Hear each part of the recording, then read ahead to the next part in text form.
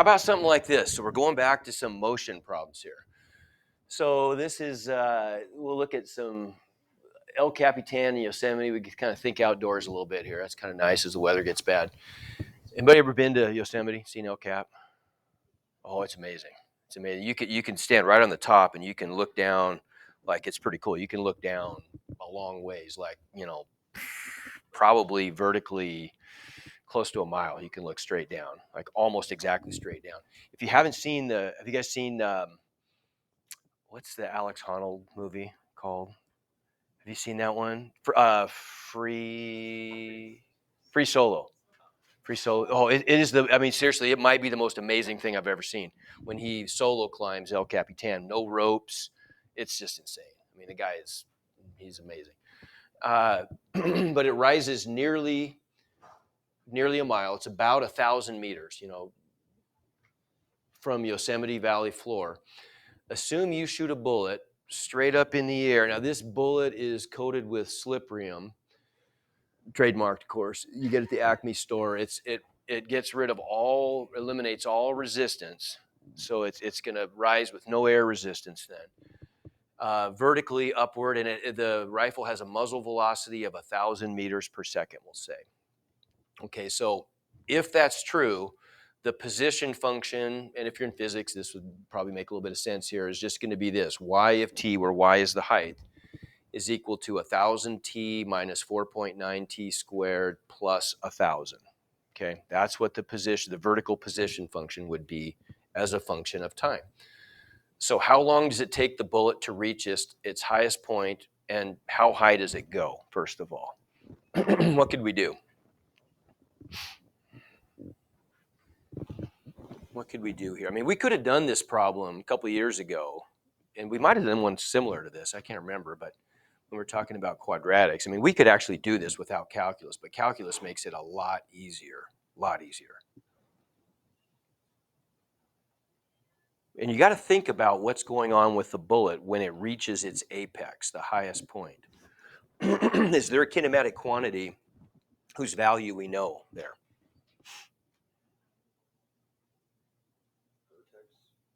Vertex? Okay, I mean, we could do like I said. I mean, we could just graph this function and find the vertex. Yeah, and let's just look at that real quick. Excuse me.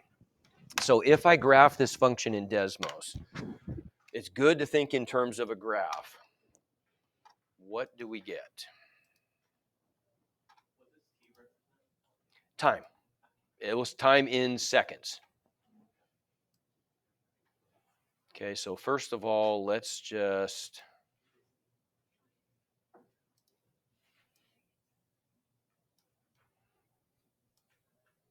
graph that function, right? So I'm going to call it, I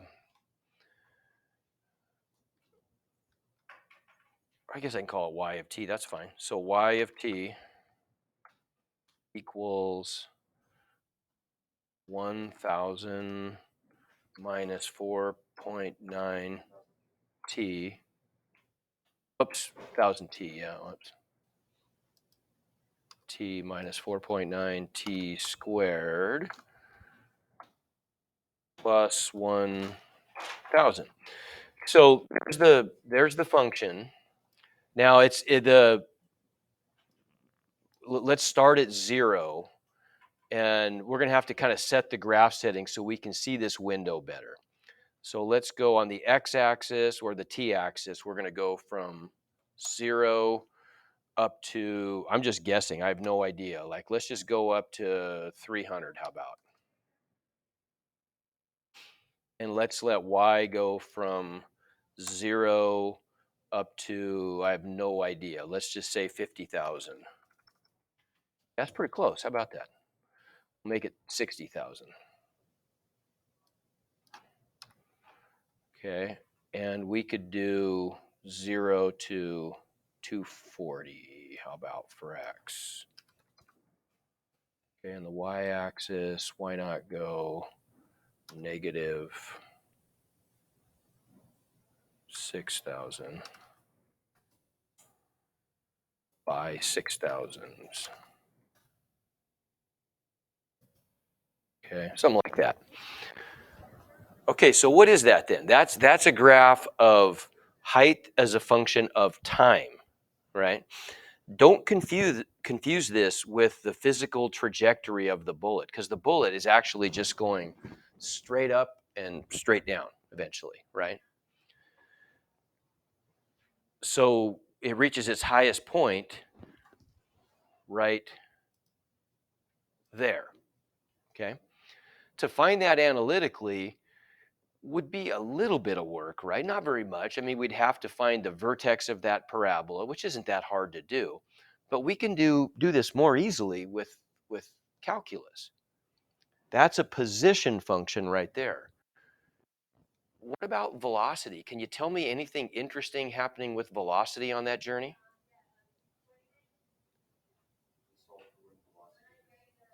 Okay, there you go, right? Because at the apex, that's when the bullet is going to transition from positive velocity on the way up to negative velocity on the way down. It's got to go through the value 0, right? And so 0 is going to be the velocity at the apex. That's something we know for sure has to be the case. So we could calculate the derivative. All right, so let's calculate the derivative function. We'll call that v of t. Differentiate that for me. What are we going to get? What's the derivative of the first term? 1,000. Second term.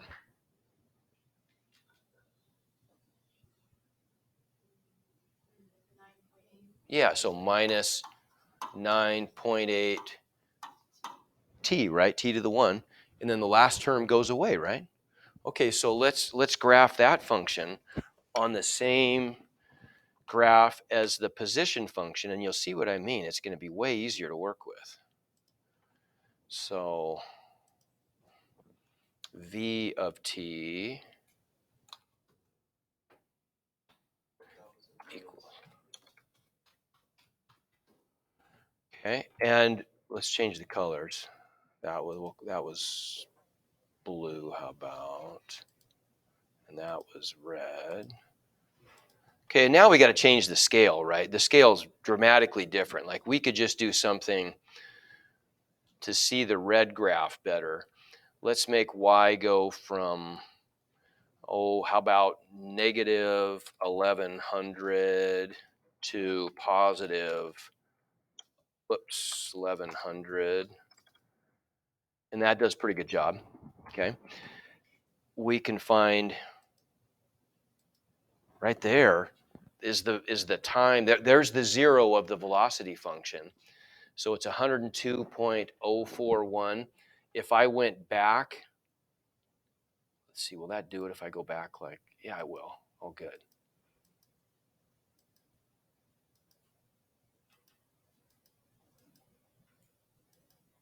There we go. So if I go back to here, well, that's the same number, isn't it? Okay, but it's a lot easier to deal with our velocity function, and algebraically, it's much easier to find that 0. Okay, I mean, we could say that v of t equals 0 when t equals 1,000 divided by 9.8.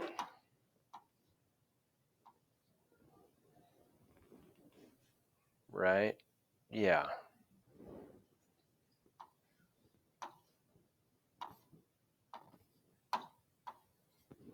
Which was roughly, what was that, 102 point, well, you remember what it was?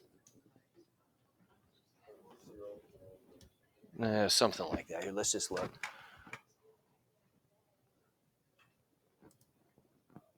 Zero four one. That's it. Yeah, 102.041.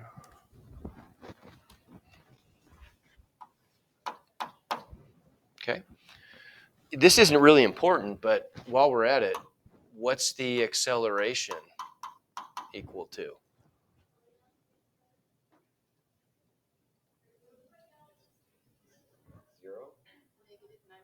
Negative 9.8. And the units for acceleration, we're measuring distance in meters, time in seconds. So that would be meters per second, or meters per second squared. What do you suppose the constant acceleration of gravity is? Yeah, negative 9.8 meters per second squared. If I drop something, I don't want to drop my fancy pen, I'll probably break it. But if I drop this pen, the acceleration it experiences is 9.8 meters per second in the downward direction. So after 1 second, it's gone from rest to a velocity of 9.8 seconds. After 2 seconds, it's gone to 19.6 seconds, ignoring air resistance, right? Okay, and so on. So yeah, that's constant. We don't really care about that necessarily in this problem. But we answered part 1. How long does it take to reach its highest point? How high does it go? How could we know?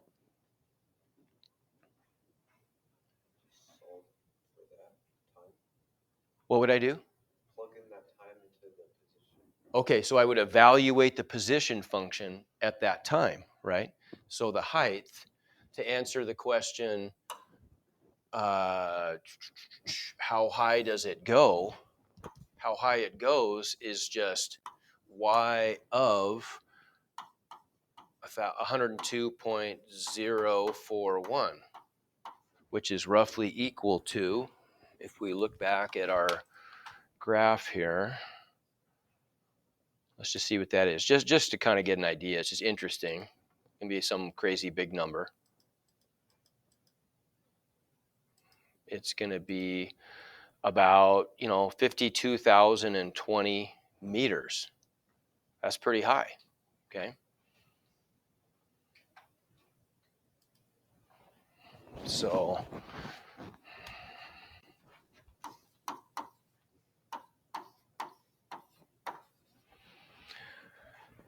to put that in perspective, that would be over 52 kilometers, which would be about, let's see, roughly 300. So that'd be about 30 miles. Okay. So it's going up about 30 miles. Would it really do that?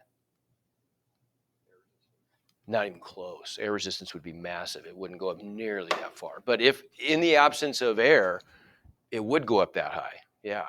Okay. So how long does it take the bullet to reach the floor of Yosemite Valley? Okay, now that's going to be a little trickier one. What would we have to do to find that one? A little trickier.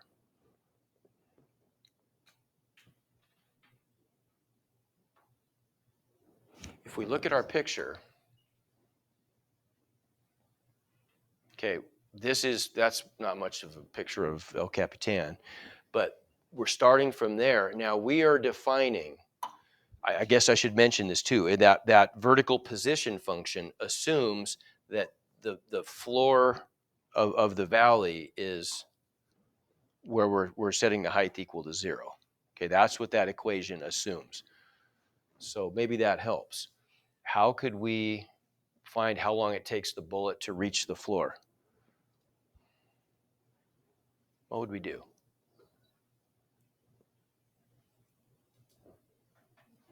What kinematic quantity would we have to use there?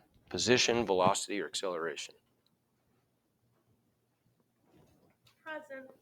Oh, nice. Thank you. You're welcome. Appreciate it. That makes my day.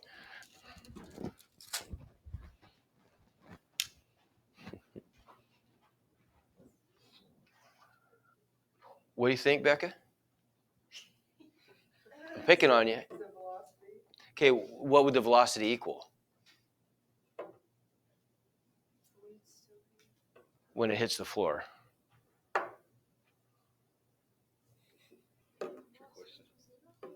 No, because that, okay, now, because it would be, I get when it hits the floor, it's going to get embedded in the ground and come to 0. But that's been a massive intervention by the floor there, right, by the ground.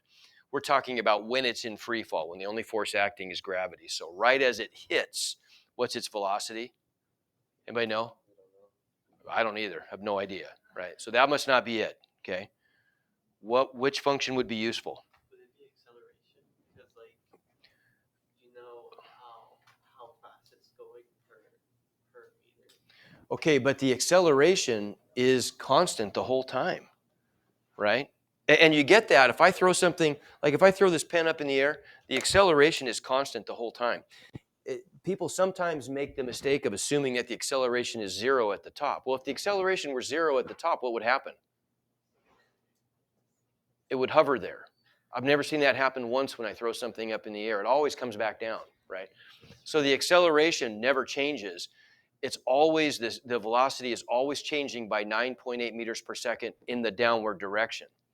So if it leaves my hand with a velocity of 9.8 meters per second, 1 second later, it's changed by negative 9.8 to 0. So 1 second later, it's at the apex. From that point, it's just going to accelerate and increase its speed downward by 9.8 every second, right? So when I catch it, it'd be going 9.8, negative 9.8. It left my hand going positive 9.8. I'd catch it going negative 9.8, right? Okay. So not acceleration either. That's always negative 9.8. That doesn't help us. So it must be position, right? Okay, by process of elimination, it's position. What are we going to do with position here? When it hits the floor, what's interesting about that? I mean, what do I know about the position there? It's 0, sure, right? So we just have to kind of translate that. When it reaches the floor of the valley, that's when y is equal to 0, right? Okay, so we just have to set this function equal to 0 and solve. We could do that. We could do that using the Pythagorean, or not Pythagorean, using the quadratic formula, right? Okay, I mean, we could do that, but it's just a bunch of big numbers. Why don't we just use Desmos? We know we could all solve a quadratic equation. Let's speed things up and just use Desmos. And let's see, I need to look, well, right there. How about that? There it is. Let me just drag that up a little bit. Okay, so we can turn this function off for now. Okay, so yeah, there it is. It's going to take 205.077 seconds. So I guess, what is that? 3 minutes, just almost 3.5 minutes it would take to come back down. Okay, agreed? Okay. So based on the picture, and I guess maybe I should be taking some screenshots of this.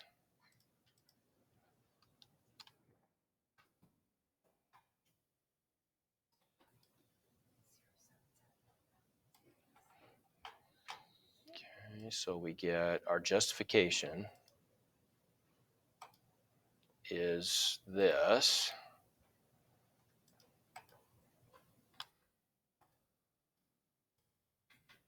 Okay, there it is, 205.77.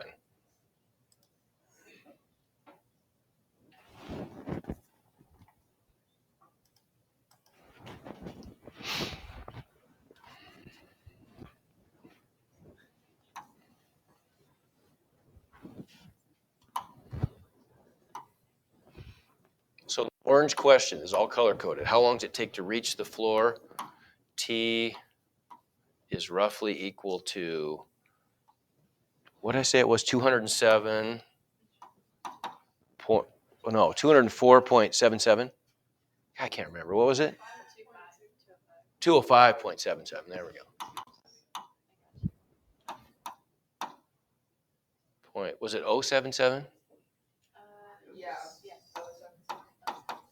Okay. Okay, how fast is it going when it reaches the floor? What would I need for that? Plug it into what? Velocity. There you go. Okay. So how fast is it going? That's just going to be V of 205.077, which is roughly equal to what? Let's go back to Desmos and find out.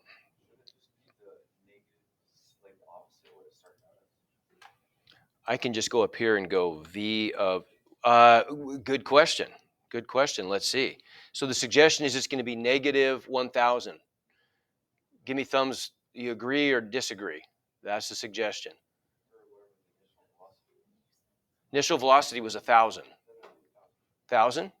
Everybody, is that so? We're getting thumbs up all around. Okay, you guys know me well enough to know that's not it, don't you? And it was, again, it was 205.077, right? Oh, look at that. It's negative 1,009.75, so it's almost 1,010. How come?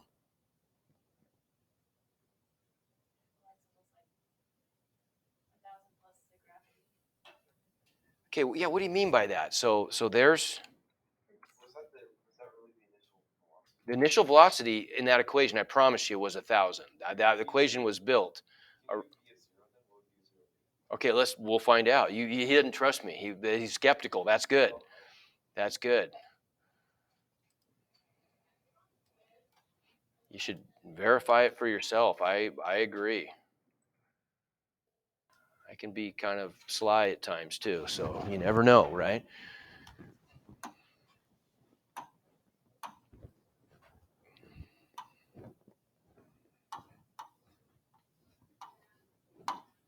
We'll just call it 1,009.8. Yeah, let's go up to that velocity function and check it. If I plug 0 in for velocity, we said, right? Here's our velocity function. If I plug 0 in for t, what do I get in the red function? I get 1,000. Okay, yeah, so it is 1,000. So how come? Well, how come it should be the same, right? It should be symmetrical. What's going on? Where did I shoot that rifle again? But where was I standing when I shot the rifle? I wasn't standing on the valley floor, was I? It was much more dramatic. I was standing up there. Okay, so when the bullet came down, if I had caught the bullet, bad idea, what would the velocity have been? 1,000, right? Negative 1,000. But it kept going, and gravity acted on it a little bit longer than that because it continued to pick up speed in the downward direction as during the last part of the journey down to the valley floor. So we answered them all. Okay, but we answered them all, but the math gods would object to that because they would say we didn't really answer all those questions. They want to know, when does it reach the valley floor? Well, we said that was when y equals 0, right? Okay, the math gods, I can hear them. I've got a direct line to them here, and I can hear them, and they're objecting vigorously to this. They're saying, but what about, got to go back to, yeah, right here, my position function. They're saying, but what about this other point? What about that point right there? That's also a 0. Okay? The math gods know nothing about rifles. They know nothing about Yosemite. All they know about is math. And based on the initial conditions, this was my original position function, right? That's the position function that models shooting a rifle with a muzzle velocity of 1,000 meters per second off of Yosemite. I'm holding the rifle out like this as I do it, so it goes straight up and comes straight down. All the math gods know is that at t equals 0, the velocity of that bullet was 1,000, right? As far as they're concerned, the bullet could have come whizzing up from below and passed through a hollow pipe with a velocity of 1,000 meters per second, right? So that means had it come from below, it would have left the ground 0.995 seconds earlier, and it would have passed through the pipe almost a second later, and the initial velocity, which would have been, what did we decide it was, 1,000 something, 90, whatever it was, like it was over 1,009, is that what it was? 1,009.8, something like that, meters per second. That would have been the velocity that it would have left the ground with. It would have decelerated slightly on the way up and passed through the pipe with a velocity of 1,000 right at t equals 0 if it started with at a time of negative 0.995 seconds, right? So there really is another 0 there, which tells us some interesting information, but it just doesn't have any relation to what was being asked specifically in this physics question, right? You see my point? Okay. So this isn't, a lot of times we just tend to discard this stuff as nonsense. It's not nonsense. The other 0, it's not relevant to the question I asked, but there is some meaning to it. And the math gods would affirm that, right? They know that it's consistent with the initial conditions. Okay. All right.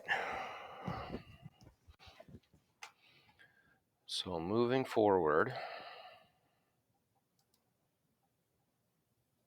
Can't remember what the last page is. Oh, it's just that. Okay, it's just that last question. Yeah, that's all I had. All right, so then unit circle time, how about?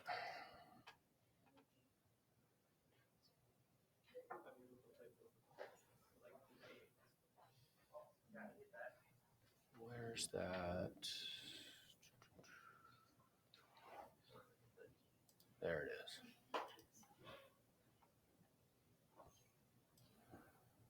Okay, so in Desmos, I created a little unit circle for us.